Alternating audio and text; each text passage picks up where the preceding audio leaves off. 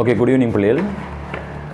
நாங்கள் இதில் இந்த வீடியோவில் பார்க்க போகிறது என்னென்னு சொல்லி பார்த்தீங்கன்னு சொன்னாடா, உங்களோட 2025ஆம் ஆண்டு நடந்த தொண்டமானாறு பேப்பருக்குரிய எம்சிக்குரிய விளக்கம் தான் நாங்கள் பார்க்க போகிறோம். அதில் முதலாவது வந்து நாங்கள் உங்களோட கூற்று கேள்விகளை பார்ப்போம். சரியா, 41 பார்ப்போம். அதுக்கு பிறகு நாங்கள் ஏபிசிடி கேள்விகளை பார்த்துட்டு அதுக்கப்புறம் முன்னுக்கு இருக்கிற கேள்விகளை பார்ப்போம்.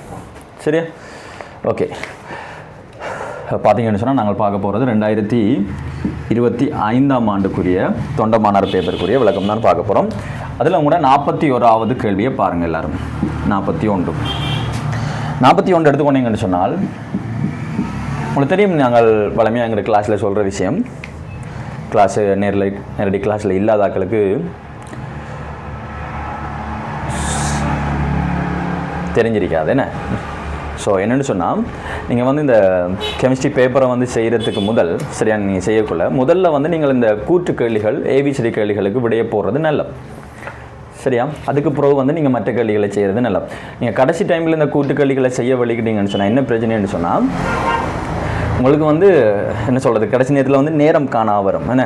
ஸோ டைம் காணாட்டி என்ன பிரச்சனை, நீங்கள் அவசரத்தில் வாய்ச்சி விட போடுவீங்க. ஸோ நீங்கள் அவசரத்தில் போடக்குள்ள உங்களுக்கு பிளவுறதுக்கான சந்தர்ப்பம் வந்து கூட வரும்.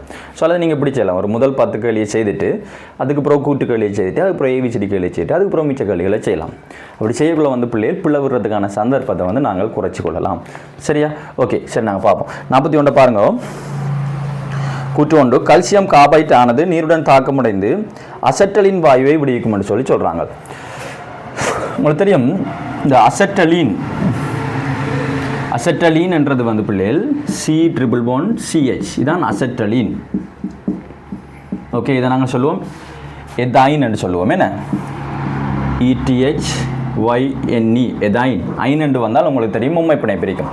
இந்த எதாயினை தான் நாங்கள் அசெட்டலீன் என்று சொல்கிறோம். நாங்கள் என்ன முறாரிக்கார் உங்களுக்கு தெரியும், C++H2 வர சூளைக்கிற வடிவம் பார்த்தீங்கன்னு சொன்னால் தலமுக்கோண வடிவமாக இருக்கும். என்றால் இதில் கலப்பாக்கம் வந்து sp2 கலப்பாக்கம், இதில் இருக்கிற கலப்பாக்கம் வந்து பிள்ளைகள் sp கலப்பாக்கம். உங்களுக்கு தெரியும், இந்த இவரில் sp கலப்பாக்கம் இருக்கிறதால இதில் இருக்கிற இந்த காபனோட மின்னத்தன்மை வந்து உயர்வாக இருக்கும். இந்த காபனோட நேரடியாக ஐதரசன் இணைஞ்சிருக்கிற சந்தர்ப்பத்தில் இந்த ஐதரசனுக்கு வந்து பார்த்தீங்கன்னா அமில இயல்பு இருக்கும். H+ ரிலீஸ் பண்ணக்கூடிய ஒரு ஆற்றல் ஒன்று வரும். H+ ரிலீஸ் பண்ணக்கூடிய ஒரு ஆற்றல் ஒன்று வரும் பிள்ளை. சரியாரா, ஓகே. இதால் வந்து பார்த்தீங்கன்னு சொன்னால் இவருக்கு ஆர்கானிக் கெமிஸ்ட்ரியில் நீங்கள் சில விசேடமான தாக்கங்கள்னு சொல்லி படிச்சிருப்பீங்கள் என்ன. என்னென்ன படிச்சிங்கள் சொல்லுங்க. சோடியம் திண்மத்தோடான தாக்கம் என்ன. அடுத்தது வந்து NaNH2 சோடா அமைட்டோடான தாக்கம். அடுத்தது வந்து Cu2Cl2 படிச்சிருப்பீங்கள். ஓகே, சரி. ஸோ உங்களுக்கு சோடியம் போட்டால் என்ன விளைவு வரும்னு தெரியும். C++C-Na+, அதோட ஐதரசன் வாயு வெளியேற்றம் வரும். C++C-Na+. இதில் வந்து பார்த்தீங்கன்னு சொன்னால் பிள்ளைகள் ஒரு பக்கம் தாண்டா வரும். C++C-Na+, அதோட வந்து ஐதரசன் வாயும் வரும். இதுலேயும் வந்து உங்களுக்கு C++C-Na+ தான் வரப்போது. ஆனால் இதில் வர வாயு வெளியேற்றம் என்னவாக இருக்கும்னு சொல்லி பார்த்தீங்கன்னா அமோனியா வாயு வெளியேற்றமாக இருக்கும். Cu2Cl2 போட்டிங்கன்னு சொன்னால் உங்களுக்கு ரெண்டு பக்கமும் Cu பிரதிடப்படும். இது ஒரு செங்கபில நிற வீழ்வடிவம்னு சொல்லி படிச்சிருப்பீங்க. சரிதானே, ஓகே. அதோட வந்து இவருக்கு கிரீக் நாட்டோடலாம் தாக்கும். CH3MgCl நீங்கள் போட்டிங்கன்னு சொன்னால் கிரீக் நாட்டுக்கு என்ன செய்யும், H+ கொடுக்கும். சரியா, நான் உங்களுக்கு உதாரணத்துக்கு CH3MgCl எழுதுகிறேன். CH3MgCl போட்டிங்கன்னு சொன்னால் என்ன செய்ய போகுது, இது H+ கொடுத்து இவரை வந்து CH4 மாற்றும். அதோட வந்து பார்த்தீங்கன்னு சொன்னால் உங்களுக்கு கிரீக் நாட் பக்க விளைபொருளாக வரும். அதாவது கிரீக் நாட்டினுடைய பக்க விளைபொருள் வரும். சரியா, ஓகே. அதெல்லாம் உங்களுக்கு தெரிஞ்ச விஷயம். ஓகே, நாங்கள் இப்போ விஷயத்துக்குள்ள வருவோம். இப்போ இவங்க என்ன சொல்கிறாங்கன்னு சொன்னால், இந்த கல்சியம் கார்பைட் நீருடன் தாக்கமடைந்து அசெட்டலின் வாயுவை விடுவிக்குமாம். அந்த கூட்டு சரி.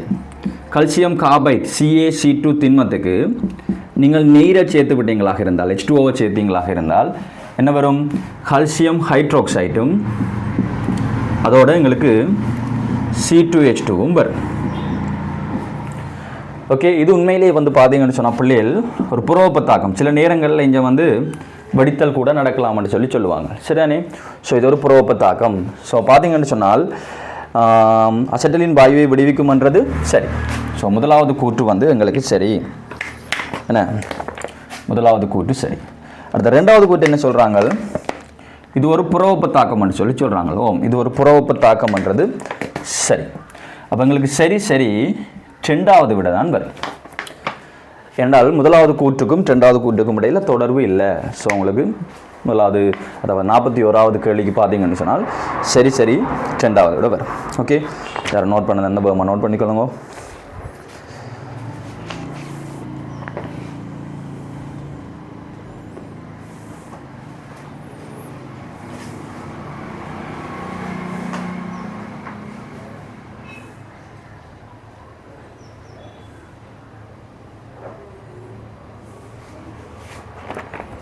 சரி, ஓகே, நாங்கள் அடுத்த கேள்விக்கு போவோம்.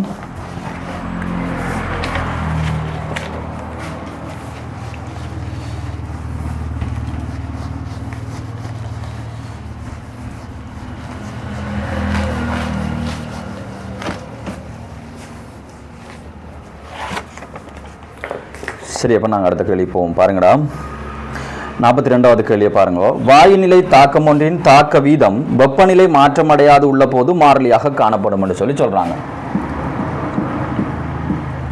ஓகே, இந்த இடத்துல வாயுநிலை தாக்கி என்று சொல்றாங்களே, எந்த பௌதிக நிலையுடைய தாக்கமாக இருந்தாலும் சரி, தாக்கங்கள் வந்து கிட்டத்தட்ட 14ற்கு மேற்பட்ட காரணிகளால் வந்து தீர்மானிக்கப்படும்.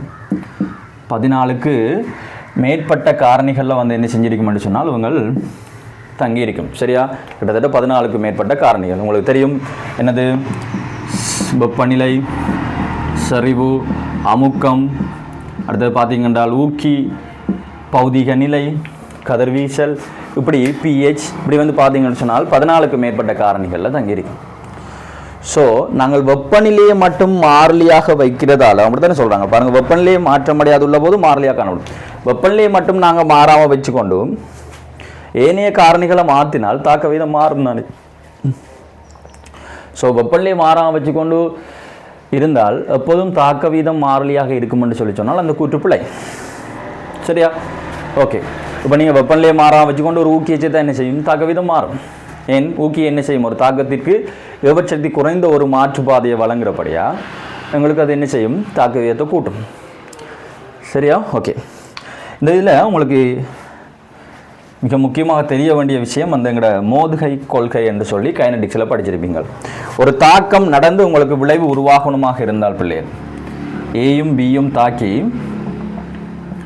ஒரு சி என்ற விளைவு வரணுமாக இருந்தால், அல்லது இன்னும் சிம்பிளாக உங்களுக்கு அதிக போனால் ஒரு H2வும் I2வும் தாக்கம் அடைந்து HI வரணுமாக இருந்தால், H2வும் I2வும் தாக்கம் அடைந்து HI வரணுமாக இருந்தால் என்ன செய்யணும் என்று சொன்னால் எங்களோட மூலக்கூற்று கொள்கை சொல்கிறாங்க. முதலாவது வந்து இந்த மூலக்கூறுகள் மோதுகை அடைதல் வேண்டும். முதலாவது இந்த H2 மூலக்கூறும் I2 மூலக்கூறும் அல்லது A மூலக்கூறும் B மூலக்கூறும் முதல்ல என்ன சொல்லணும், மோதல். ஸோ மூலக்கூறுகள் வந்து மோதுகை அடைதல் வேண்டும். மூலக்கூறுகள் மோதுகை அடைதல் வேண்டும். சரியா, மூலக்கூறுகள் மோதுகை அடைதல் வேண்டும். அடுத்த ரெண்டாவது விஷயம் பார்த்தீங்கன்னால் மோதுகை அடைஞ்சால் மட்டும் போதாது, இந்த மோதிர மூலக்கூறுகள் வந்து ஏவற் சக்திக்கு சமனான சக்தியை அல்லது அதுக்கு கூடிய சக்தியை கொண்டிருத்தல் வேண்டும். அப்போ அவங்களுக்கு எப்படி இந்த ஏவற் சக்தி, ஒரு தாக்கம் உங்களுக்கு தெரியும், ஒரு தாக்கத்தை எடுத்துக்கொண்டால் எந்த தாக்கத்துக்கும் வந்து ஏவற் சக்தி என்ற ஒரு விஷயம் இருக்கும். ஏவற் சக்தி என்றது நாங்கள் சொல்கிறது தாக்கின்ற சக்தி நிலைக்கும் இந்த ஏவற்பட்ட நிலைக்கும் இடைப்பட்டதான் நாங்கள் சொல்லுவோம் ஏவற் சக்தி, EA என்று சொல்லுவோம். இந்த இடத்த நாங்கள் வளமையாக சொல்கிறது AIC, ஆக்டிவேட்டட் இன்டர்மீடியட் காம்ப்ளெக்ஸ், ஏவற்பட்ட இடைநிலை சிக்கல் என்று சொல்லுவோம், அல்லது TS என்றும் சொல்லலாம். ஓகே, ஸோ இந்த தாக்கின்ற சக்தி நிலைக்கும் இந்த ஏவற்பட்ட நிலைக்கும் இடைப்பட்டதான் நாங்கள் என்ன சொல்ல போகிறோம், ஏவற் சக்தி என்று சொல்ல போகிறோம். அப்போ இந்த ஏவற் சக்திக்கு சமனான சக்தி, இப்போ தாக்கி மூலக்கூறு இஞ்சி தான் இருக்குது, H2வும் I2வும் இஞ்சி இருக்குது.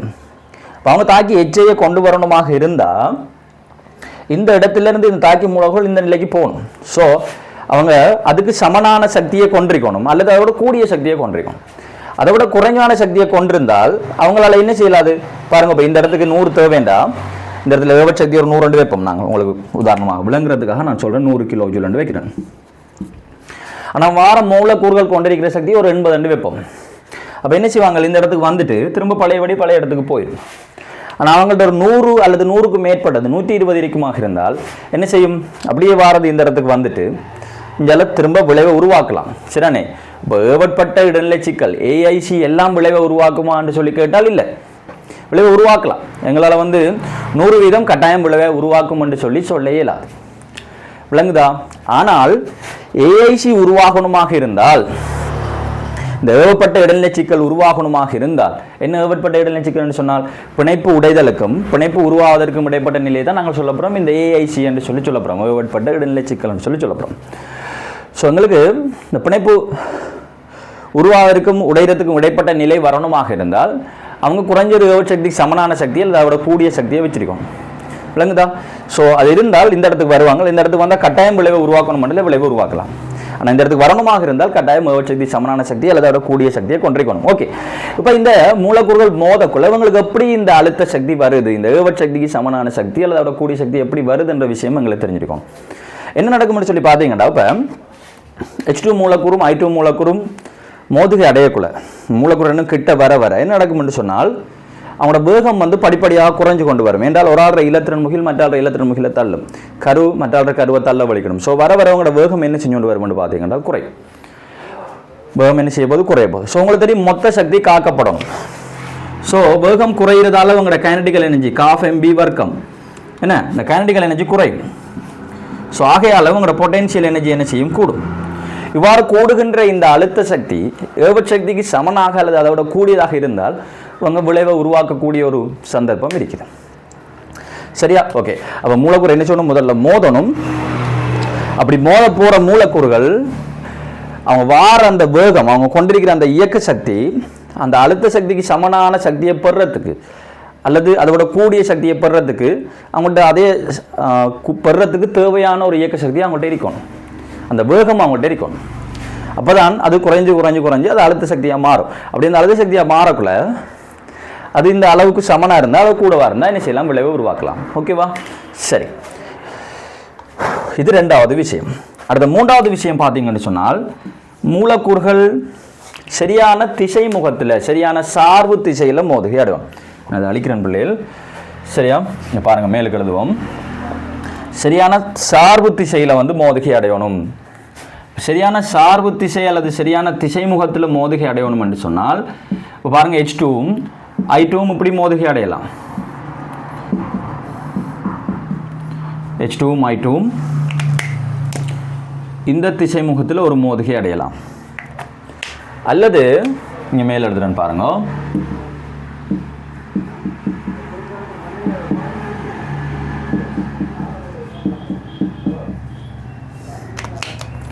இந்த திசை முகத்தில் என்ன செய்யலாம்? மோதுகை அடையலாம். விளங்குதா? ஆனால் எது எங்களுக்கு சரியான விளைவு தரக்கூடிய மோதுகை அல்லது சரியான சார்பு திசை மோதுகை எதுன்னு சொல்லி பார்த்தீங்கன்னு சொன்னால் இதுதான் சார்பு திசை மோதுகையாக இருக்கும். இது சார்பு திசை மோதுகை அல்ல. விளங்குதா? இதுதான் சார்பு திசை மோதுகை. இப்படி மோதக்குள்ள என்ன நடக்கும்னு சொன்னால் பாருங்க, இந்த Hக்கும் இடையிலான பிணைப்பு உடைய வலிக்கிடும். அதே மாதிரி ஐக்குமான பிணைப்பு உடைய வலிக்கிடும். அதே சமயம் இந்த Hக்கும் இடையில் ஒரு பிணைப்பு உருவாகும். இந்த Hக்கும் இடையில் ஒரு பிணைப்பு உருவாகும். இதைத்தான் நாங்கள் சொல்லுவோம் ஏஐசி, ஆக்டிவேட்டட் இன்டர்மீடியட் காம்ப்ளெக்ஸ் என்று சொல்லுவோம். இந்த நிலை எங்கே உருவாகும்னா இங்கே வந்ததுக்கு புறான்னு உருவாகும். மூலக்கூறுகள் வாராங்க, வேகமாக வாராங்க. அவங்க கொண்டிருக்கிற அந்த வேகம், அந்த கொண்டிருக்கிற இயக்க சக்தி ஏவச்சக்தியோட கூடவாக இருந்தால் ரெண்டு பேரும் சேருவாங்க. ரெண்டு பேரும் சேர்ந்து என்ன நடக்கும் என்று சொன்னால் இந்த பிணைப்பு உருவாவதற்கும் பிணைப்பு உடையறதுக்குமான நிலை வரும். அப்படி அவங்க சேரக்குள்ள சரியான சார்பு திசையில் சேரணும். சேர்ந்தால் தான் எங்களுக்கு இந்த ஏஐசி ஃபார்ம் ஆகும். ஓகே, இப்போ இந்த ஏஐசி ஃபார்ம் ஆனதுக்கு அப்புறம் என்ன நடக்கும் என்று சொன்னால் சில நேரங்களில் இந்த Hக்கும் ஐக்கும் இடையிலான பிணைப்பு வலிமை அடையும். சில நேரங்களில் இந்த Hக்கும் ஐக்கும் இடையிலான பிணைப்பு வலிமை அடையும். இந்த பிணைப்பு புல்லா இல்லாமல் போயிடும், அழிவடைஞ்சு போயிடும். ஸோ இப்போ உங்களுக்கு என்ன விளைவு வரும்? 2 HI மூலக்கூறு வருமா இல்லையா? வரும். சரியா? ஸோ எங்களோட கைனடிக்ஸில் மோதுகை கொள்கைன்னு சொல்லி நீங்கள் படிச்சிருப்பீங்க, ஒரு நோட்ஸ் எடுத்து பாருங்க மறந்திருந்தால். சரி, முதலாவது மூலக்கூறுகள் மோதுகை அடைதல் வேண்டும். ரெண்டாவது ஏவட் சக்திக்கு சமனான சக்தியை அல்லது ஒரு கூடிய சக்தியை கொண்டிருத்தல் வேண்டும். அடுத்த மூன்றாவது மூலக்கூறுகள் சரியான சார்பு திசையில் மோதுகை அடைதல் வேண்டும். இந்த 3 நிபந்தனையும் பூர்த்தி செய்த மோதல்களை வந்து நாங்கள் சொல்லுவோம் பயன்படும் மோதல்கள் என்று சொல்லுவோம். இந்த பயன்படும் மோதல்கள் எல்லாமே விளைவை உருவாக்கும் என்று சொல்லி சொன்னாலும் அது பிழை. பயன்படும் மோதல்கள் எல்லாமே விளைவை என்ன செய்யாது, உருவாக்காது. ஓகேவா? சரி.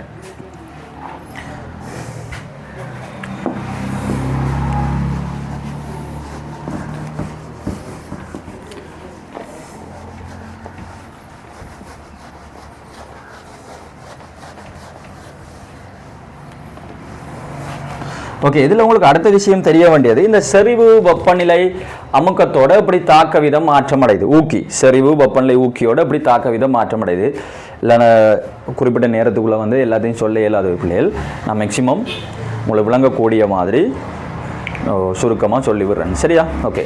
அப்போ முதலாவது வந்து பாருங்கள், வெப்பநிலையோட அல்லது செறிவை கூட்டுறதால எப்படி தாக்க விதம் மாற்றமடையுதுன்னு தெரியணும். சரியா?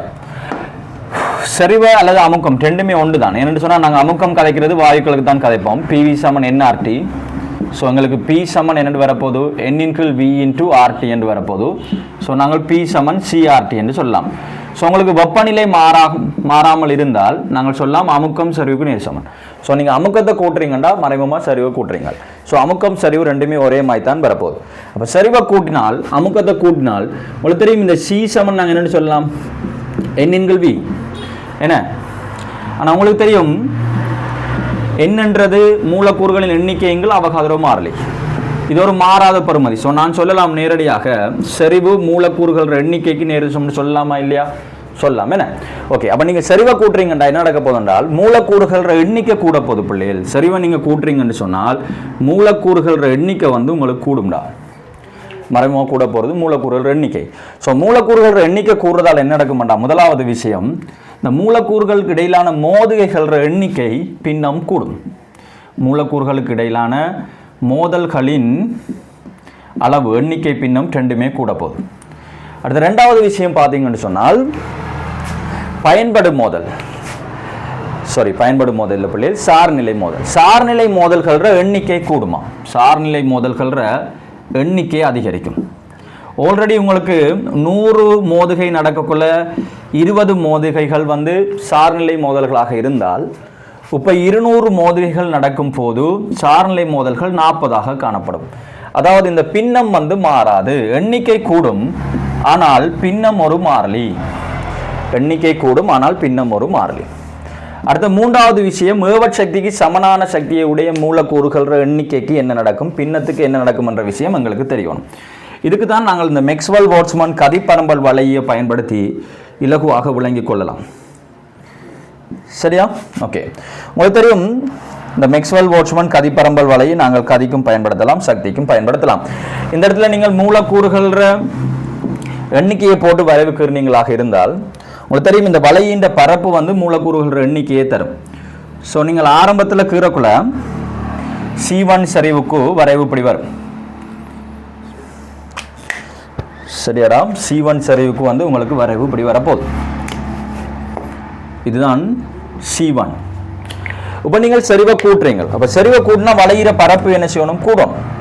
சரிவை கூட்டுறதால வளையிற பரப்பு என்ன செய்ய போது? கூட போது. ஸோ மூலக்கூறுகள் எண்ணிக்கை கூட போதும். சரியா? அப்போ ஆல்ரெடி எங்களுக்கு இதான் ஏவட் சக்தியோட பெறுமதி என்று சொல்லி நாங்கள் எடுத்தால், இதான் எங்களுக்கு ஏவட் சக்தியாக இருந்தால், ஆல்ரெடி ஏவட் சக்தியை விட கூடிய சக்தியை வச்சிருந்தவங்க பார்த்தீங்கன்னா இந்த நீல கலரால் நிறந்திட்டப்பட்டார்கள் மட்டும். இவங்க மட்டும்தான் ஏவட் சக்தியை விட கூடிய சக்தியை உடையார்கள். ஆனால் இப்போ பார்த்தீங்கன்னு சொன்னால் எங்களுக்கு நீலத்தோட சேர்த்து இந்த கருப்பு கலரும் வரப்போகுது. ஸோ நீங்கள் செறிவை கூட்டுறதால உங்களுக்கு ஏவட் சக்தி மாற போகிறது இல்லை. செறிவை கூட்டுறதால ஏவட் சக்தி என்ன செய்ய போகிறது இல்லை? மாற போகிறது இல்லை. நீங்கள் செறிவை கூட்டுறதால ஏவட் சக்தி மாறாது. ஆனால் என்ன நடக்குது பிள்ளைகள், எங்களுக்கு ஏவட் சக்தியை விட கூடிய சக்தியை உடைய மூலக்கூறுகள் எண்ணிக்கை கூடுது. ஏவட் சக்தியை விட கூடிய சக்தியை உடைய மூலக்கூறுகள் எண்ணிக்கை கூடுது. சரியா? ஸோ அதால் எங்களுக்கு தாக்க வீதம் கூடும். ஓகே, இது மூலக்கூறுகள் எண்ணிக்கைக்கான நான் கீறின கிராஃப். மூலக்கூறுகள் எண்ணிக்கைக்கும் சக்திக்கும் கீறின கிராஃப் தான் பிள்ளைகள் இது. ஓகேவாடா? சரி. ஸோ உங்களுக்கு வலையில் பார்த்தா விளங்குது மூலக்கூறுகள் எண்ணிக்கை கூடுது. ஆனால் பின்னம் என்ன செய்யாதுன்னு சொன்னால் மாறாது. ஏன் பின்னம் மாறாதுன்னு சொன்னால் நீங்கள் பின்னத்துக்கு கிராஃப் கீர்னீங்களாக இருந்தால், மூலக்கூறுகள் பின்னத்துக்கு போட்டு நீங்கள் கிராஃப் கீர்னீங்களாக இருந்தால், மூலக்கூறுகளின் பின்னம் மூலக்கூறுகள் பின்னத்துக்கு போட்டு நீங்கள் கிராஃப் கீர்னீங்களாக இருந்தால் உங்களுக்கு இந்த வளையிற அளவு மாறாது. அதே வரைவு தான் உங்களுக்கு திரும்பவும் வரும். ஸோ உங்களுக்கு பின்னம் வந்து மாற்றம் அடையாது. சரியா? ஓகே. ஸோ நீங்கள் செறிவை மாற்றுறதால மூலக்கூறுகள் எண்ணிக்கை கூடும், மோதிகைகள் எண்ணிக்கை கூடும், பின்னம் கூடும். ஆனால் அடுத்த விஷயம் என்னது? பயன்படும் மோதல். பயன்படும் மோதல்கள் எண்ணிக்கை கூடும், ஆனால் பின்னம் என்ன செய்யாது? மாறாது. அடுத்தது வந்து ஏவற் சக்தியை விட கூடிய சக்தியுடைய மூலக்கூறுகள் எண்ணிக்கை கூடும், பின்னம் என்ன செய்யாது? மாறாது. ஓகேவா? சரி. இது வந்து செறிவோட எப்படி தாக்க விதம் மாற்றம் அடையுது,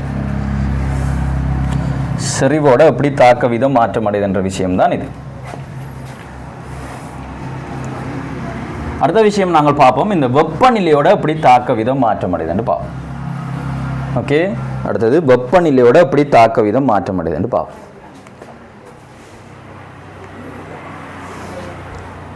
சரி, எல்லாரும் கவனிங்க. வெப்பநிலை, நீங்கள் வெப்பநிலையை மாற்றக்குள்ள என்ன நடக்கும் என்று சொன்னால் உங்களுக்கு தெரியும், நீங்கள் வாயுக்களில் படிச்சிருப்பீங்க, மூலக்கூறுகளின் சராசரி இயக்க சக்தி தனி வெப்பநிலைக்கு நேர் சமன். ஈபார்ன்றது எங்களுக்கு 3/2k/T என்ற சமன்பாடால் தரப்படும். ஸோ இதிலிருந்து நாங்கள் முடிவுக்கு வந்தோம், இந்த சராசரி இயக்க சக்தி என்றது எதுக்கு நேர் சமன்? தனி வெப்பநிலைக்கு நேர் சமன். தனி வெப்பநிலை மட்டும்தான் தங்கியிருக்கு. நீங்கள் வாயுவை மாற்றினாலும் சராசரி இயக்க சக்தி என்ன செய்யாது? மாறாது. வெப்பநிலையை மாற்றினா மட்டும்தான் சராசரி இயக்க சக்தி என்ன செய்ய போதும்? மாறப்போதும். சரியா? ஓகே. அப்போ எங்களுக்கு வெப்பநிலையை நாங்கள் கூட்டக்குள்ள மூலக்கூறுகளோட சக்தி கூட போதும். ஸோ மூலக்கூறுகளோட சக்தி கூடினா என்ன நடக்கும்? மூலக்கூறுகள் எண்ணிக்கையை மாற்றல நாங்கள், ஆனால் மூலக்கூறுகளோட சக்தி கூடினா என்ன நடக்கும்? மூலக்கூறுகள் வைப்ரேஷன் கூடும், என்ன? மூலக்கூறுகளோட இயக்கம் கூடும். ஸோ மூலக்கூறுகளோட வேகம் கூடும். அப்போ மூலக்கூறுகளுக்கு இடையிலான மோதியல்கள் எண்ணிக்கை, முதலாவது விஷயம், மோதல்களின் எண்ணிக்கை கூடும். அதோட பார்த்தீங்கன்னா பின்னமும் கூடும். மோதல்களின் எண்ணிக்கை கூடும், அதோட பார்த்தீங்கன்னா பின்னமும் கூடும். ரெண்டாவது விஷயம் பயன்படும் மோதல். ரெண்டாவது விஷயம் என்னது? பயன்படும் மோதல்கள். பயன்படும் மோதல்கள் எண்ணிக்கையும் கூடும், பின்னமும் கூடும். சரிடா, பயன்படும் மோதல்கள் எண்ணிக்கை மட்டும்தான் கூடுமா? சாரி, பயன்படும் மோதல்கள்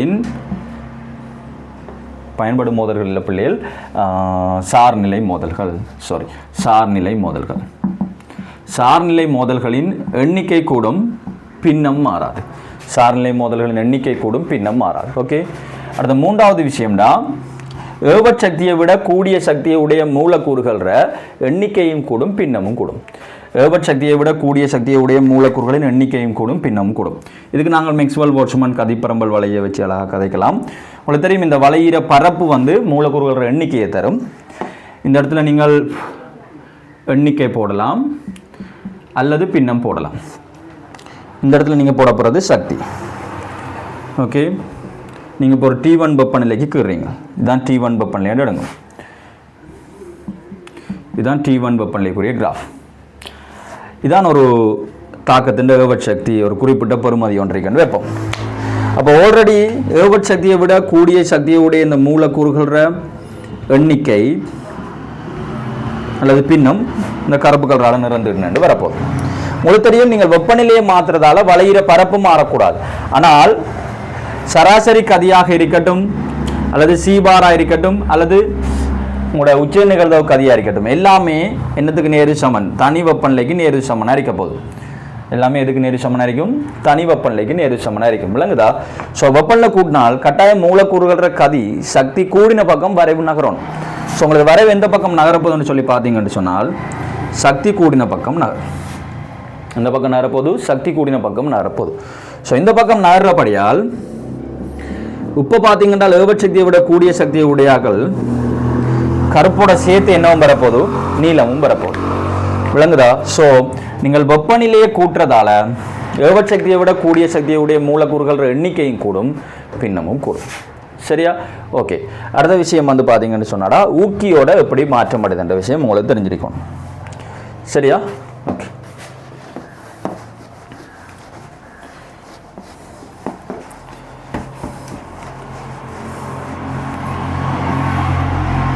நீங்கள் ஊக்கியை சேர்த்தீங்கன்னு சொன்னால்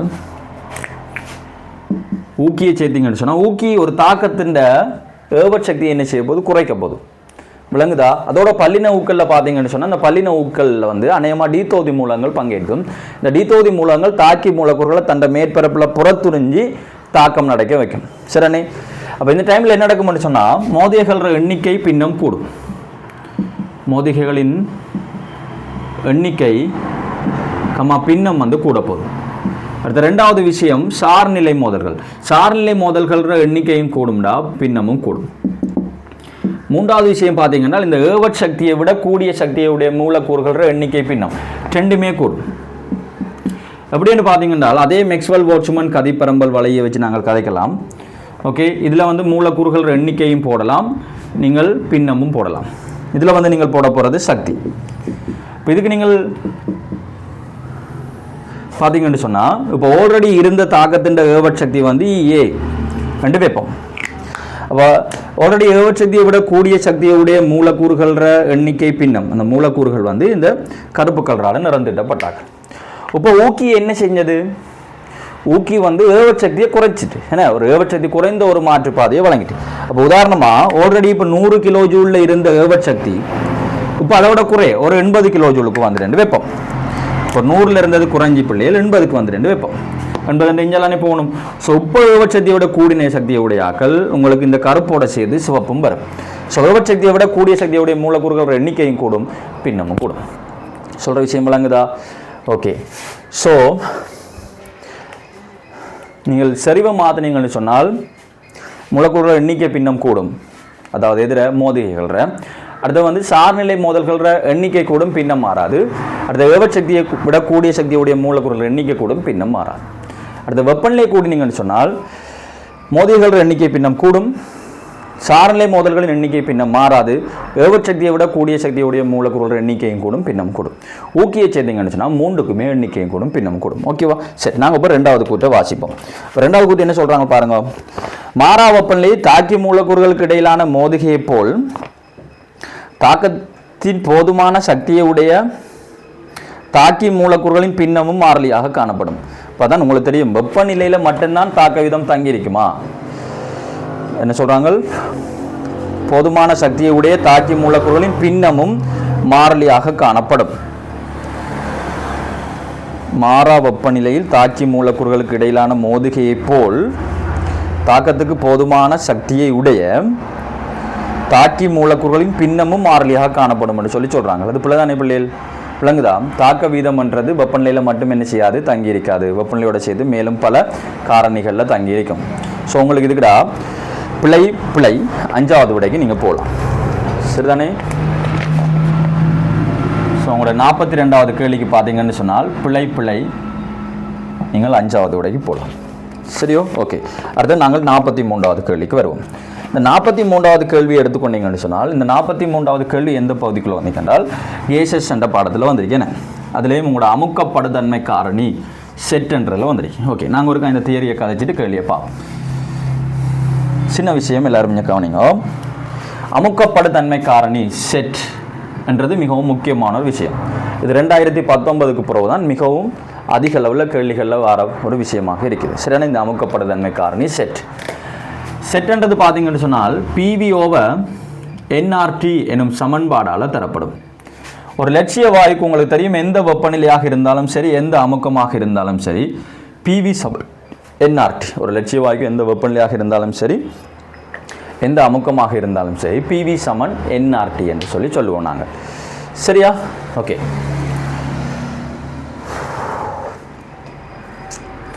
சரி, நீ கவனிங்க. ஸோ எந்த வெப்பநிலை அமுக்கமாக இருந்தாலும்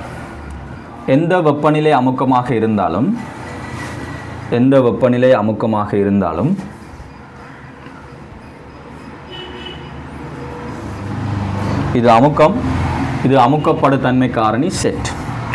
எந்த வெப்பநிலை அமுக்கமாக இருந்தாலும் செட் சமன் 1 ஆக காணப்படும் யாருக்கு? இலட்சிய வாய்க்கு. ஏனென்றால் இலட்சிய வாய்க்கு எப்போதுமே பிவி சமன் என்ஆர்டி. ஓகேவா? ஆனால் மெய்வாயுக்களை பொறுத்த வரைக்கும் மெய்வாயுக்களுக்கு எல்லா சந்தர்ப்பத்திலையும் எங்களால் பிவி சமன் என்ஆர்டியை பயன்படுத்த இயலாது. எங்களால் எப்போ பயன்படுத்த இயலும் என்று சொன்னால் தாள் அமுக்கம். எப்போ பயன்படுத்த இயலும்? தாள் அமுக்கம் உயர் வெப்பநிலையில் தான் எங்களால் பயன்படுத்த இயலும். என்றால் இந்த லட்சிய வாயுன்றது உண்மையிலே இல்லை, அது ஒரு கருதுகோள். சரியா? நாங்கள் லட்சிய வாயு கொண்டா என்ன சொல்கிறோம்னா, இந்த லட்சிய வாயுக்கள் வந்து மூலக்கூறில் எந்த ஒரு இடைக்கவச்சியும் இருக்கக்கூடாது. அதோட இந்த மொத்த கனவோட ஒப்பிடக்குள்ள பாத்திரத்தில் மொத்த கனவோட ஒப்பிடக்குள்ள ஒரு லட்சிய வாயு மூலக்கூற கனவளவை வந்து எங்களால் புறக்கணிக்கக்கூடியதாக இருக்கணும். அதுதான் நாங்கள் லட்சிய வாயுன்னு சொல்லுவோம். அப்போ இந்த லட்சிய நடத்தையோட கொண்டு போய் நாங்கள் மெய்வாயுக்குள்ள ஒப்பிட்டு தான் கதைக்கிறோம். ஸோ ஒரு மெய்வாயு லட்சிய நடத்தை அனுகுணமாக இருந்தால் அதே மாதிரி கனவளவு புறக்கணிக்கக்கூடியதாக இருக்கணும், மூலக்கூறுகளில் இடைக்கவச்சியும் புறக்கணிக்கக்கூடியதாக அமையணும். அப்போ எப்போ ஒரு மெய்வாயு லட்சிய நடத்தை அணுகும் என்றால் ஒன்று தாளமுக்கம். ஏன் தாளமுகத்தில் பார்த்தீங்கன்னா தாளமுகத்தில் வந்து கனவளவு உயர்வாக இருக்கும். ஸோ என்ன நடக்க போகுது? மூலக்கூறு நல்லா தள்ளி இருக்கும். ஸோ மூலக்கூறுகளை இடைக்கவச்சி உருவாகிறதுக்கான சந்தர்ப்பம் குறைவு. அதோட வந்து பார்த்தீங்கன்னா நாங்கள் மொத்த கனவோட ஒப்பிடக்குள்ள ஒரு மூலக்கூறு கனவுல புறக்கணிக்கக்கூடியதாக இருக்கும். அடுத்த விஷயம், உயர் வெப்பநிலையில் உங்களுக்கு தெரியும் வெப்பநிலை சராசரி இயக்க சக்திக்கு தனி வெப்பநிலைன்னு தங்கியிருக்கும். ஸோ நீங்கள் வெப்பநிலையை கூட்டுறீங்கன்னு சொன்னால் மூலக்கூறுகள இயக்கம், வேகம், சக்தி எல்லாமே கூட போகுது. ஸோ மூலக்கூறு நல்லா தள்ளி இயங்க போகுது. இப்போ மூலக்கூறு தள்ளி இயங்குறால் என்ன நடக்கும் எங்களுக்கு சொல்லுங்க? மூலக்கூறு தள்ளி இயங்கினா மூலக்கூறுகளில் இடைக்கவச்சி ஏற்படுறதுக்கான வாய்ப்பு குறையும். அதோட மூலக்கூறுகளிலான கனவளவு கூட போகுது. ஸோ மொத்த கனவோட ஒப்பிடக்கூட மூலக்கூறு கனவளவு புறக்கணிக்கக்கூடியதாக இருக்கும். ஸோ இந்த ரெண்டு காரணத்தினால தான் எங்களால் என்ன செய்யக்கூடிய மாதிரி இருக்குது, இந்த டைமில் ஒரு மெய்வாயு லட்சிய வாயு நடத்தை அணுகும். சரி, 100% சமனாகாத பிள்ளைகள் அணுகும் என்று சொல்லுவோம். ஓகே, சரி. அடுத்த விஷயம், இந்த மெய்வாயுக்கு அமுக்கப்படும் தன்மை காரணி வரைவு எப்படி வரும்ன்றது உங்களுக்கு கட்டாயம் தெரிஞ்சிருக்கும். அதிதாள அமுக்கத்தில் பார்த்தீங்கன்னா நாங்கள் சொன்னோம், இந்த அதிதாள அமுக்கத்தில் பார்த்தீங்கன்னு சொன்னால் இலட்சிய நடத்தை அணுகும். ஸோ மிக தாள அமுக்கத்தில் வர்ற பெருமதி வந்து ஒரு மெய்வாயோட பெருமதி 1 கிட்ட இருக்கும். அப்புறம் நீங்கள் அமுக்கத்தை கூட்டி கொண்டு வர என்ன நடக்கும்? மூலக்கூறுகள் கிட்ட வரப்போகுது. மூலக்கூறுகள் கிட்ட வரப்போகுது. அப்போ மூலக்கூறுகள் கிட்ட வர சந்தர்ப்பத்தில் என்ன நடக்கும்டா, இங்கே கவனிங்கடா, என்ன நடக்குமென்றால் இந்த மூலக்கூறுகளுக்கு இடையில இடைக்கவச்சி உருவாகும்.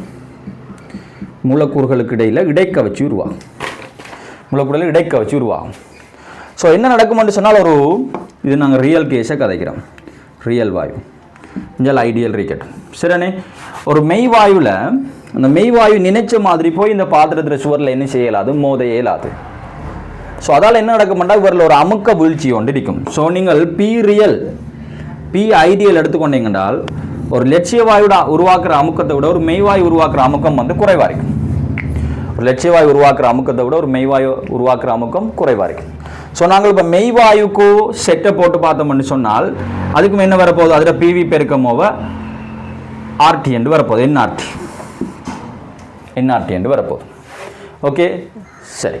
உங்களுக்கு தெரியும் இந்த இடத்துல நாங்கள் என்ஆர்டிக்கு பதிலாக என்ன போடலாம்? நாங்கள் என்ன போடலாம்? பிவி ஐடியல் போடலாமா இல்லையா? பிவி ஐடியல் போடலாம். ஸோ இப்போ உங்களுக்கு என்ன வரப்போகுதுண்டா PV real over PV ideal என்று வரப்போகுது. PV real over PV ideal என்று வரப்போகுது. ஸோ இப்போ உங்களுக்கு தெரியும் இந்த சந்தர்ப்பத்தில் எங்களுக்கு பிவி ரியல் குறைவு, எதை விட? பிவி ஐடியலை விட குறைவு. சரியா? பிவி ரியல் குறைவு, எதை விட? பிவி ஐடியலை விட குறைவு. ஸோ மேலே இருக்கிற பெறுமதி குறைவு, கீழே இருக்கிற பெறுமதி கூட. ஸோ இந்த இடத்துல பார்த்தீங்கன்னா உங்களுக்கு செட்டின்ற பெறுமதி சிறிதாக காணப்படும், எதை விட? 1 விட.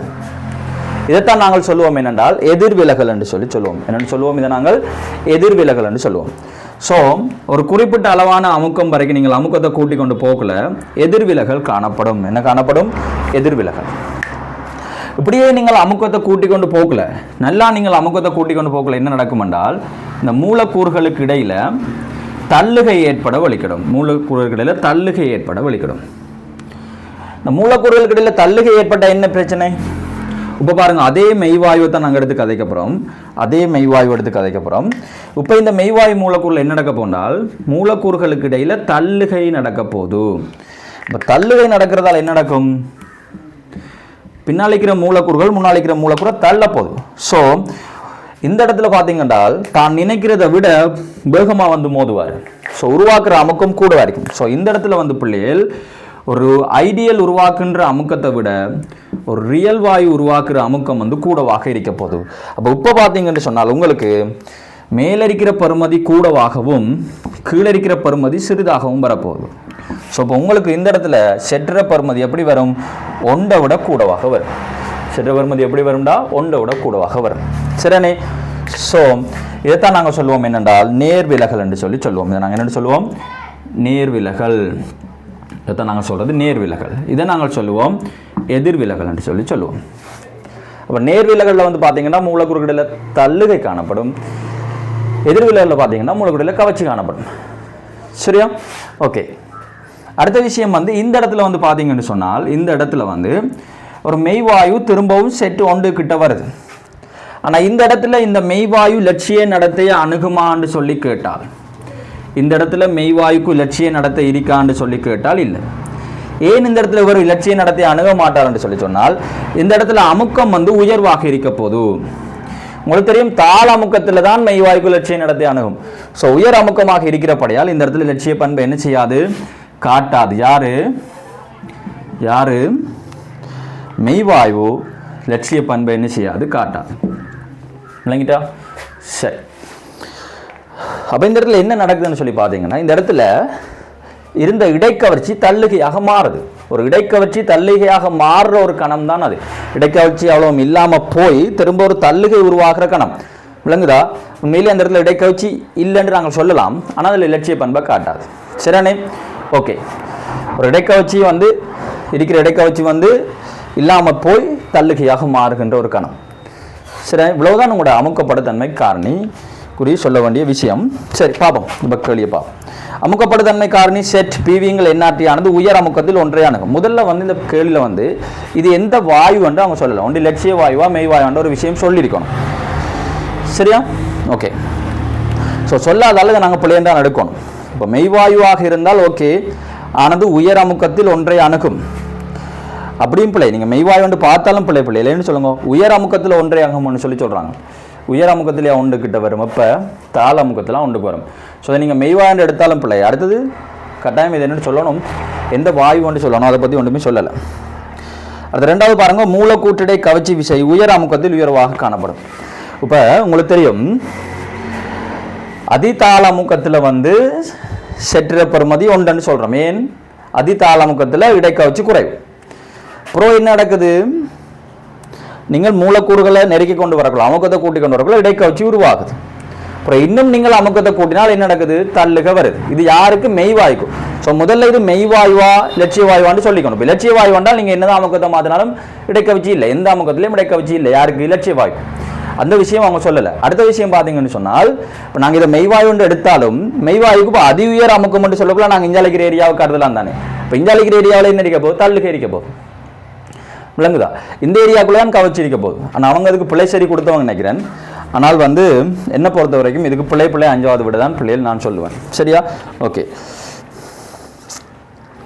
ஸோ 43க்கு பார்த்தீங்கன்னு சொன்னால் உங்களுக்கு பிள்ளை 5வது விடைக்கு நீங்கள் போகலாம்.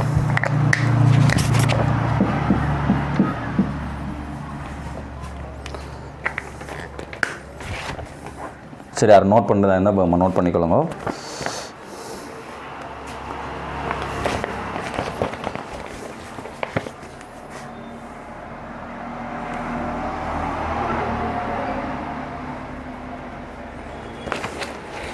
சரி, ஓகேடா. நாங்கள் அடுத்த விஷயத்தை பார்ப்போம்.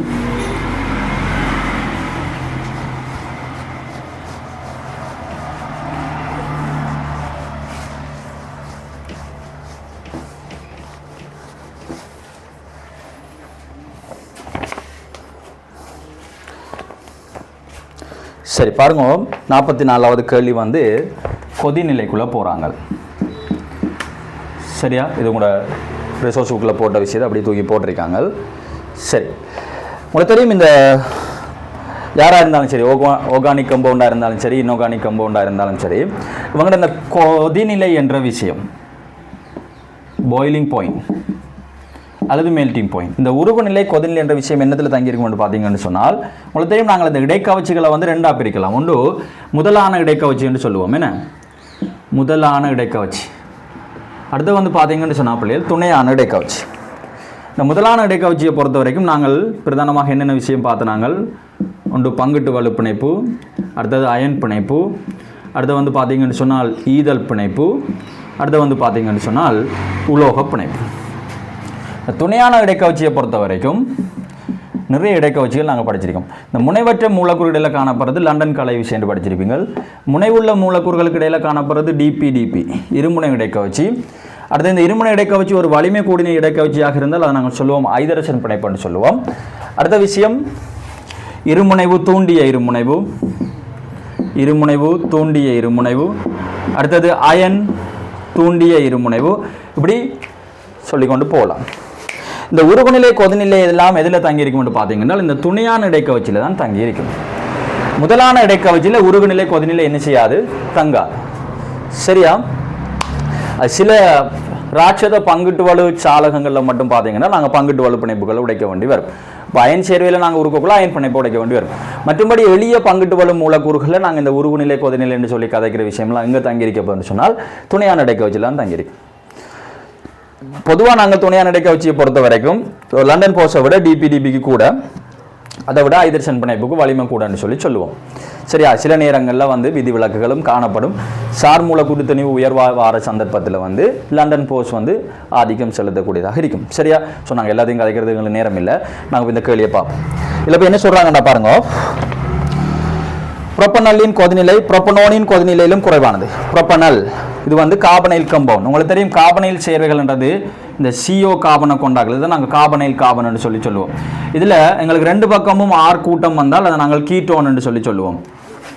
ஒரு பக்கம் ஆர் கூட்டம், அதாவது குறைஞ்சது ஒரு ஹைட்ரஜன் இருக்கணும் ஒரு பக்கம், அல்லது ரெண்டுமே ஹைட்ரஜனாக இருக்கலாம். இது ஃபார்மால்டிஹைட். சிரனேம் ரெண்டு பேரையும் நாங்கள் பொதுவாக சொல்கிறது ஆல்டிஹைட் என்று சொல்லி சொல்லுவோம். இதான் எங்களோட கார்பனைல் கம்பவுண்ட்ஸ், கார்பனைல் சேர்வைகள். இந்த ஆல்டிஹைட் கீட்டோன் ரெண்டையும் தான் நாங்கள் கார்பனைல் கம்பவுண்ட் சொல்லி சொல்லுவோம். இதில் வந்து அவங்க கதைக்கிறது 3 கார்பன். என்ன ப்ரொப்பனல். ப்ரொப்பனல் என்று பார்த்தீங்கன்னு சொன்னால் உங்களுக்கு என்னென்னு வரப்போகுது, CH3 CH2 COH தான் ப்ரொப்பனல். ஓகே. அடுத்து வந்து பார்த்தீங்கன்னா ப்ரொப்பனோன் CH3 CO CH3 இது வந்து ஒரு கீட்டோன். நான் வடிவத்தை காட்டலை. வடிவத்தை காட்டினீங்கன்னு சொன்னால் உங்களை சூளைக்கிற வடிவம் வந்து என்ன வடிவமாக இருக்கும், தலமுக்கோண வடிவமாக இருக்கும். சரியா? ஓகே, பிரச்சனை நாங்கள் ஒரு வடிவத்தை காட்டுவோம். ஸோ உங்களுக்கு இந்த இடத்துல H வரப்போது, இந்த இடத்துல வந்து உங்களுக்கு CH2 CH3. நான் கார்பனில் மட்டும் வடிவத்தை காட்டுறீங்க. சரிதானே? மற்ற இதில் உங்களுக்கு தெரியும் நான்முகி வடிவம் வரும் என்றால் 4 பூஜ்ஜியம். சரி, அடுத்து வந்து பாருங்கடா கீட்டோன். கீட்டோனும் வந்து பார்த்தீங்கன்னு சொன்னால் இந்த கார்பனைல் கார்பனை சூளைக்கிற வடிவம் தலமுக்கோணமாக இருக்கும். உங்களுக்கு தெரியும் இந்த ரெண்டு பேருமே வந்து இந்த கார்பனைல் சேர்வைகள் ரெண்டு பேரும் ஆல்டிஹைட் கீட்டோன் ரெண்டு பேருமே வந்து முனைவுள்ள சேர்வைகளாக காணப்படும். ஏன் உங்கள் முனைவுள்ள சேர்வை என்று சொன்னால் இதில் எங்களுக்கு டெல்டா மைனஸ், இதில் டெல்டா ப்ளஸ், இதில் டெல்டா மைனஸ், இதுலேயும் டெல்டா ப்ளஸ். இந்த ரெண்டு பேர்லையும் பார்த்தீங்கன்னா மின்னத்தன்மை வேறுபாடு இருக்குது. சரியோ? உங்களுக்கு தெரியும். ஸோ இவங்க வந்து பார்த்தீங்கன்னா முனைவுள்ள சேர்வைகள். அப்போ இந்த முனைவுள்ள சேர்வைகளுக்கு இடையில் ஒரு ஆல்டிஹைட்டுக்கும் இன்னும் ஒரு ஆல்டிஹைட்டுக்கும் இடையில் காணப்படுறது என்னது, இருமுனைவு இருமுனை இடைக்கவச்சி, டைபோல் டைபோல் இன்டராக்ஷன் சொல்லி சொல்லுவோம். என்ன இருமுனைவு இருமுனைவு இடைக்கவச்சி. இதுலேயும் வந்து பார்த்தீங்கன்னா முனைவுள்ள மூலக்கூறு. ஸோ இருமுனைவு இருமுனை இடைக்கவச்சி தான் என்ன செய்ய போதும், பிரதானமாக தாக்கம் செலுத்த போதும். அதோடு வந்து பார்த்தீங்கன்னு சொன்னால் ரெண்டுலேயும் சார் மூலக்கூறு திணிவு சமணத்தான் வரும் நினைக்கிறேன். பாப்போம். 32 அதோட வந்து எங்களுக்கு ஹைட்ரஜனுக்கு வந்து 6, அடுத்து ஆக்சிஜனுக்கு வந்து பார்த்தீங்கன்னா 16 வரப்போகுது. ஸோ உங்களுக்கு 6 3 18 கட்ட போட்டால் உண்டு மிச்சம் உங்களுக்கு 58 வரப்போகுது. 58 கிராம் மூல் -1. ஒருக்கா நாங்கள் வேறு சார் மூலக்கூறு திணிவை பார்ப்போம். இதுலேயும் எங்களுக்கு 36, ஆக்சிஜனுக்கு 16, ஹைட்ரஜன் வந்து உங்களுக்கு 6 வரப்போகுது. ஸோ கூடினீங்கன்னு சொன்னால் அதே 58. அப்போ ரெண்டு பேர்லேயுமே வந்து சார் மூலக்கூட்டு திணிவு சமனாக இருக்கிறபடியால் ரெண்டுலேயுமே காணப்படுகின்ற லண்டன் இடைக்கவச்சி விஷயம் ஒன்று தான். இதுலேயும் லண்டன் போஸ் இருக்க போது, இதுலேயும் லண்டன் போஸ் இருக்க போது. ஆனால் எங்களுக்கு திணிவு கார்பன் நம்பர் சமனாக இருக்கிறத நாங்கள் லண்டன் போஸ் சமன் என்று சொல்லலாம். லண்டன் இடைக்கவச்சி விஷயன்றது திணிவிலையும் பருமன்லையும் தங்கியிருக்கு. அப்போ இதில் ரெண்டு பேர்லையும் தாக்கம் செலுத்த போகிறது என்று பார்த்தீங்கன்னா இருமுனைவு இருமுனை இடைக்கவச்சி. யாருக்கு முனைவாக்கம் கூடவோ யாருக்கு முனைவுத்தன்மை கூடவோ அந்த மூலக்கூறுகளுக்கு இடையில் இருக்கின்ற இருமுனை இடைக்கவச்சி விசை வலிமை கூடினதாக இருக்கும். ஸோ உங்களுக்கு தெரியும், நாங்கள் இந்த மியூ நெட்ன்னு சொல்லி ஒரு விஷயம் படிச்சிருப்போம், விளைவுள் இருமுனைவு திருப்புதிறன் மியூ நெட். இப்போ இவங்க ரெண்டு பேருக்குமே வந்து மியூ நெட் 0. ஆனால் அதுலேயும் யாருக்கு கூட இந்த மியூட பெறுமதி யாருக்கு கூடன்னு தெரியும். உங்களுக்கு தெரியும், இந்த ஆக்சிஜனில் வந்து பார்த்தீங்கன்னா ஆல்ரெடி 2 சோடி இலத்திரன்கள் இருக்கும். இந்த 2 சோடி இலத்திரங்கள் வந்து மேல் நோக்கி இழுக்கும்.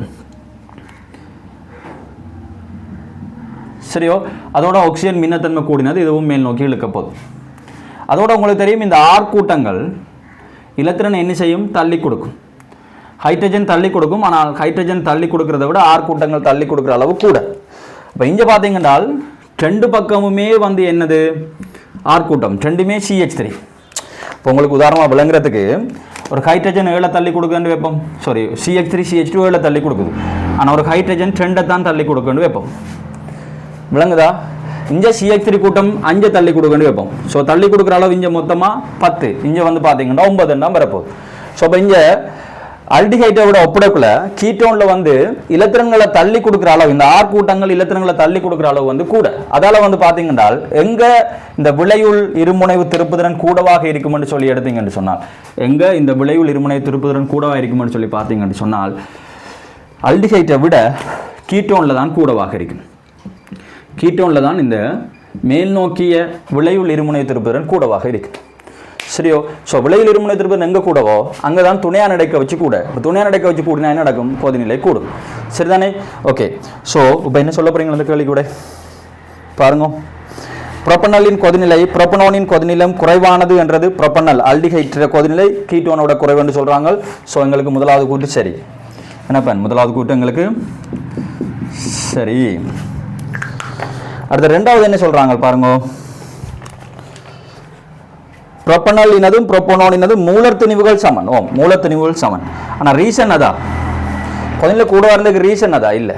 ரீசன் என்ன, இதில் இருக்கிற இருமுனைவு திருப்புதிறன் அளவு, முனைவாக்கத்தின் அளவு, இதில் இருக்கிற இருமுனை இடைக்க வச்சுற வலிமையை விட இதில் இருக்கிற இருமுனை இடைக்க வச்சுற வலிமை கூட. ஓகே. ஸோ உங்களுக்கு நீங்கள் சரி சரி 2வது விடைக்கு தான் போகலாமா? சரி சரி 2வது விடைக்கு தான் போகலாம். சரி, அடுத்த நாங்கள் இந்த 45வது கேள்வியை பார்ப்போம். இந்த 45வது கேள்வி பார்த்தீங்கன்னு சொன்னால் உங்களோட என்னது அயன் சேர்வைகளும் வந்திருக்குது. சரியா? ஓகே. இப்போ நான் இதற்கு அழிக்கிறேன்.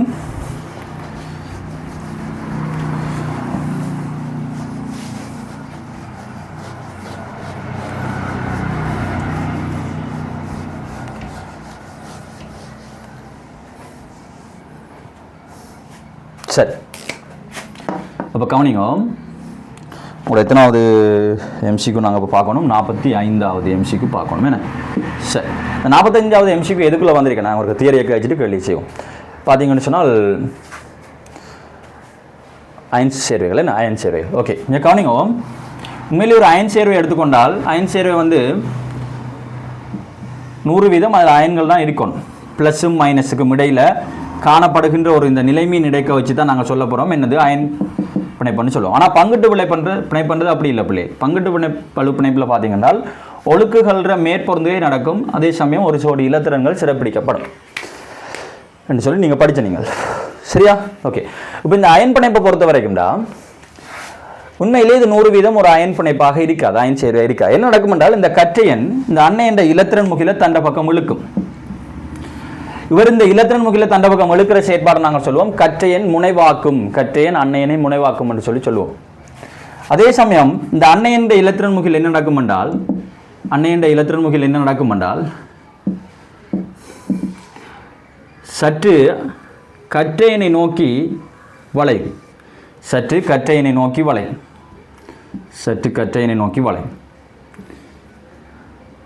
இன்னும் என்ன நடக்கும்டா, இன்னும் நல்லா வளையும். ஸோ இப்போ இதால் என்ன நடக்க போண்டா, எங்களுக்கு உண்மையிலே 100% அயன் சேருவேண்டா ப்ளஸ் மைனஸ் அயன்களாக இருக்கும். ஆனால் இங்கே கொஞ்சம் ஒரு சின்ன ஒரு முனைவாக்கம் ஒன்று வருது, ஒரு மேற்பொருந்தி ஒன்று வாரதுக்கான சந்தர்ப்பம் உருவாகும். ஸோ இதால் என்ன நடக்கும்டா, இது ஒரு 100% அயன் சேர்வையாக இருக்கிறதுக்கான சந்தர்ப்பம் குறைய போகுது. இது ஒரு அயன் சேர்வையாக இருந்தாலும் இதுக்குள்ள கொஞ்சம் ஒன்று பங்கிட்டு சிறப்பியல் வரப்போகுது. ஸோ நீங்கள் நல்ல ஒரு விஷயத்தை மண்டைக்குள்ளே போட்டு வச்சுக்கணும். அயன் சேர்வைகள் யாவும் 100% அயன் சேர்வைகளும் இல்லை, பங்கிட்டு வழி சேர்வைகள் யாவும் 100% பங்கிட்டு வழி சேர்வைகள் இல்லை. பங்கிட்டு வழி சேர்வைகளில் அயன் இயல்பு இருக்கும், அதே மாதிரி அயன் சேர்வைகளில் பங்கிட்டு இயல்பு இருக்கும். இது ஒரு அயன் சேர்வையாக இருந்தாலும் உங்கள் என்ன வரப்போகுது, பங்கிட்டு இயல்பு வரப்போகுது. இப்படி இந்த அன்னை என்ற இலத்திரன்முகில் அவர பக்கம் போகிறத நாங்கள் சொல்லுவோம் முனைவாகுதல். இவர் அவரை இலத்திரன்முகில் கவரதை சொல்கிறோம் நாங்கள் முனைவாக்கம். கற்றேண்ட முனைவாக்கத்தை எடுத்துக்கொண்டீங்கன்னு சொன்னால் கற்றேண்ட முனைவாக்கம் ஏற்ற அடர்த்தியில் தங்கியிருக்கும், அதாவது ஏற்றத்தின் கீழ் ஆரையில் தங்கியிருக்கும். முனைவாக்கம் கூடணுமாக இருந்தால் ஏற்றம் கூடணும், ஆரை குறையணும். ஸோ ஏற்றம் கூடி ஆரை குறைஞ்சால் பங்கிட்டு சிறப்பியல்பு கூடும், அதாவது முனைவாக்கம் கூடும். பங்கிட்டு சிறப்பியல்பு கூடினால்ரா அயன் சிறப்பியல்பு என்ன செய்யும், குறையும். அன்னையனை பொறுத்த வரைக்கும் அன்னையன் முனைவாக்கப்படணுமாக இருந்தால் அவர் ஆரையும் கூடணும், ஏற்றமும் கூடணும். இது ரெண்டும் கூடினால் பங்கிட்டு சிறப்பியல்பு என்ன செய்யும், கூடும். ஸோ அயன் சிறப்பியல்பு என்ன செய்ய போது, குறையப்போது. அயன் சிறப்பியல்பு குறையப்போது. ஒரு 100% அயன் சேர்வை என்றது 100% அயன் சேர்வை என்றது அதில் எவ்வளோ இருக்கணும், அதில் முழுமையாக வந்து பார்த்தீங்கன்னு சொன்னால் அதில் இருக்க வேண்டிய ஏற்றம் வந்து 1.602 தர 1019 இருக்கணும், ப்ளஸ் மைனஸ். விளங்குதா? இந்த ஏற்றம் இருந்தால் அதை நாங்கள் என்ன சொல்லுவோம், 100% அயன் சேர்வைன்னு சொல்லுவோம். விளங்குதோ? 100% என்ன சொல்லுவோம், அயன் சேர்வைன்னு சொல்லுவோம். ஓகே, சரி. அப்போ இந்த அயன் சேர்வைகளை பொறுத்த வரைக்கும் அவங்களோட பங்கிட்டு சிறப்பியல்பு 2 காரணியில் தங்கியிருக்க போது, ஒன்று கற்றேண்ட முனைவாக்குற தன்மை, அடுத்து அன்னையண்ட முனைவாக்குற தன்மை. கற்றேண்ட முனைவாக்குற தன்மை ஏற்றத்திலையும் ஆரையிலையும் தங்கியிருக்கும். ஏற்றம் கூடணும், ஆரை குறையணும். இவருக்கு ஏற்றமும் கூடணும், ஆரையும் கூடணும். சரி, இது ரெண்டும் கூடினா பங்கிட்டு சிறப்பியல்பு கூடும், ஸோ அயன் சிறப்பியல்பு குறையும். இப்போ நாங்கள் கேள்விக்கு வருவோம், கவனிங்க. இப்போ என்ன சொல்கிறாங்க என்றால் NaI ஆனது NaFிலும் கூடிய பங்கிட்டு வழி இயல்பு உடையது. ரெண்டுமே அயன் சேர்வதான். NaF NaI, NaF அடுத்து என்னது, NaI. சரியா? ஓகே. இதில் வந்து பார்த்தீங்கன்னா 2 பேர்லையுமே வந்து கற்றயன் காமன். ஸோ காமன் ஆகிக்கிறால முதல்ல விடுங்க. அப்போ அடுத்து நீங்கள் என்னது பார்க்கணும், அன்னையன் F மைனஸும் I மைனஸ். 2 பேர்லையும் ஏற்றமும் சமன். ஸோ ஏற்றத்தையும் விடுங்க. அன்னையனை பொறுத்த வரைக்கும் 2 காரணி, ஏற்றம் ஆரை. அதில் ஏற்றம் சமனாக இருக்கிறோடைய நாங்கள் அடுத்து என்னது பார்ப்போம், ஆரையை பார்ப்போம். அன்னையனாக இருந்தாலும் சரி, கற்றையனாக இருந்தாலும் சரி, அணுவாக இருந்தாலும் சரி, கூட்டம் வழியே ஆரை கூடும். சரியா? கூட்டம் வழி அணுவாரையும் கூடும், அயனாரையும் கூடும். So fluorine, chlorine, bromine, iodine என்ற ஒழுங்கில் ஆரை கூட போகுது. ஸோ உங்களுக்கு தெரியும் F மைனஸை விட I மைனஸுக்கு ஆரை கூட. அன்னையனை பொறுத்த வரைக்கும் ஆரை கூடினால் பங்கிட்டு சிறப்பியல்பு கூடும். ஸோ நீங்கள் பங்கிட்டு சிறப்பியல்பு என்று சொல்லி பார்த்தீங்கன்னு சொன்னால் பங்கிட்டு சிறப்பியல்பு NaF விட எதுக்கு கூட, NaIக்கு கூட. பங்கிட்டு சிறப்பியல்பு கூடினால் அயன் சிறப்பியல்பு குறையும். அயன் சிறப்பியல்பு குறைஞ்சால் உருகுநிலை, கொதிநிலை, வெப்ப உறுதிப்பாடலாம் என்ன செய்ய போகுது, குறையப்போது. ஸோ அயன் சிறப்பியல்பு வந்து பார்த்தீங்கன்னு சொன்னாடா, அயன் சிறப்பியல்பு சொல்லி பார்த்தீங்கன்னு சொன்னால் அயன் சிறப்பியல்பு எங்களுக்கு NaFக்கு கூடவா இருக்க போகுது, எதை விட, NaIயை விட. சரியா? ஓகே. இப்போ நாங்கள் விடைய பார்ப்போம். அப்போ NaI ஆனது NaFிலும் கூடிய பங்கிட்டு இயல்புடையது. NaI ஆனது NaFிலும் பார்க்க கூடிய பங்கிட்டு இயல்புடையது என்று சரிதானே? ஸோ உங்களுக்கு முதலாவது கூற்று சரியா பிள்ளையா? முதலாவது கூற்று சரி. அடுத்து 2வது கூற்றை பாருங்க. 2வது கூற்று என்ன சொல்றாங்க, ஒரு ஏற்றத்தில் அன்னையன் ஆரை பெரிதாக உள்ள போது அது உயர் முனைவாகும் தன்மையை கொண்டிருக்கும். ஒரே ஏற்றத்தில் ஒரே ஏற்றம், ஓகே, ஏற்றம் சமனாகிக்கிற சந்தர்ப்பத்தில் அன்னையன் ஆரை கூடினால் அது உயர் முனைவாகும் ஆற்றலை கொண்டிருக்கும், முனைவாகும் தன்மையை கொண்டிருக்கும் என்று சரி. நீங்கள் இந்த இடத்துல அன்னையன் ஆரையை வச்சு தான் விட எடுத்த நீங்கள். அன்னையனுக்கு ஆரை கூடக்குள்ள முனைவாகிற தன்மை கூடும், ஸோ பங்கிட்டு சிறப்பியல்பு கூடும், ஸோ அயன் சிறப்பியல்பு குறையும் என்று தான் நீங்கள் விட எடுத்த நீங்கள். ஸோ உங்களுக்கு சரி தகுந்த விளக்கம் முதலாவது விடையாக இருக்கும். சரியா? ஸோ நாங்கள் இதுவரைக்கும் 41 தொடக்கம் 45 வரைக்கும் பார்த்துருக்கோம். தொடர்ச்சியாக வீடியோ போட்டால் என்ன பிரச்சனைன்னு சொன்னால் உங்களுக்கு தொடர்ந்து பார்க்குறது கஷ்டம். ஸோ 2-3 வீடியோவாக உடைச்சி போடுறேன். அடுத்த 45லேருந்து 50 வரைக்கும் நாங்கள் அடுத்த வீடியோவில் பார்ப்போம். சரியாடா? ஓகே.